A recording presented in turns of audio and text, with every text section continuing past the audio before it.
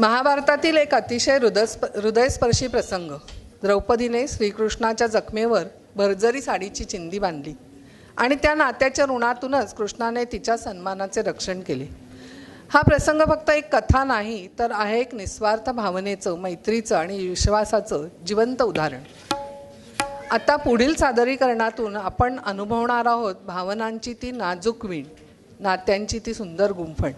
चला तर ऐकूयात ग. दी. माडगुळकरांनी लिहिलेले आणि सुधीर फडके यांनी संगीतबद्ध केलेले गीत चिंधी बांधते द्रौपदी हरीच्या बोटाला.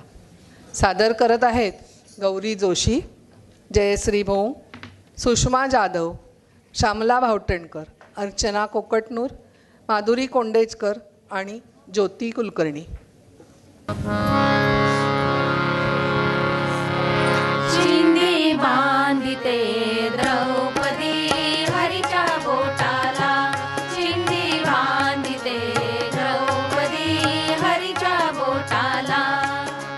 भरजरी फाडून शेला, भरजरी फाडून शेला, चिंधी बांधिते द्रौपदी हरीच्या बोटाला, चिंधी बांधिते द्रौपदी हरीच्या बोटाला.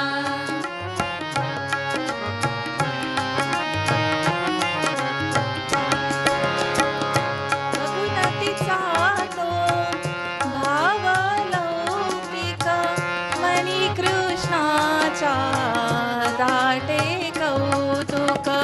बघुनाथीचा तो भाव लौकिक, मनी कृष्णाचा दाटे कौतुक. कर पाठीवर पडला फसुक, कर पाठीवर पडला फसुक.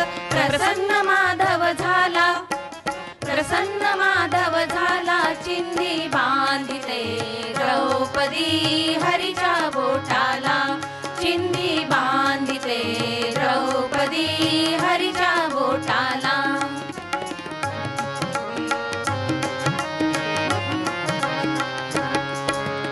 म्हणे खरी तू माझी भगिनी, म्हणे खरी